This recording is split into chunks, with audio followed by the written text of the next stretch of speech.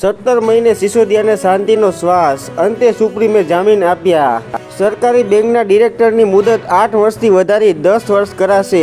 Banking એક્ટમાં સુધારા સૂચવતો ખરડો સંસદમાં રજૂ કરાયો। DRDOએ વજનમાં સૌથી હલકું બુલેટ પ્રૂફ જેકેટ તૈયાર કર્યું। મીડિયમ સાઇઝના જેકેટનું વજન 10.1 કિલો। શિવસેનાના સાંસદે ઓનલાઈન ગેમિંગની લત અંગે ચિંતા વ્યક્ત કરી। કડક કાયદા દ્વારા અંકુશ મૂકવાની માંગ કરી। આંગણવાડીના મહિલા કાર્યકરોના પ્રશ્ને સરકારી ખાતરીનું પાલન નહીં થતા રેલી। SC/STમાં કોટાની અંદર કોટાનો સુપ્રીમનો નિર્ણય કેન્દ્રએ નકાર્યો। કેન્દ્રીય કેબિનેટનો મોડી રાત્રે નિર્ણય। ચૂંટણી કમિશનરોની 2 દિવસીય જમ્મુ કાશ્મીર યાત્રા પૂર્ણ।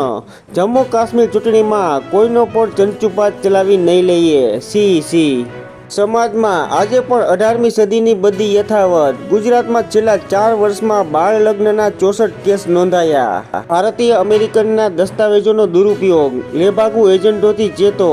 યુએસમાં ભારતીય રાજદૂતાવાસની ચેતવણી। ધર્મના બદલે રાષ્ટ્રને આગળ રાખીએ તો 2 વર્ષમાં સુપર પાવર બની જઈએ।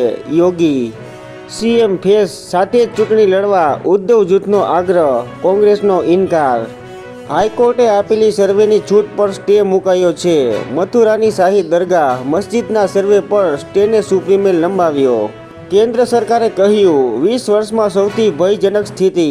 ગુજરાત સરકાર જેને શંકાસ્પદ મોત કહે છે તે 27 કેસ ચાંદીપુરાના જ છે।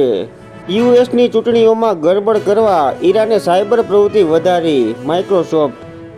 નર્મદા જળાશયમાં પાણીની સપાટી 70% વોર્નિંગ સ્ટેજ સુધી પહોંચી। મહારાષ્ટ્ર પોલીસને 566 કરોડના નવા વાહનો અપાશે।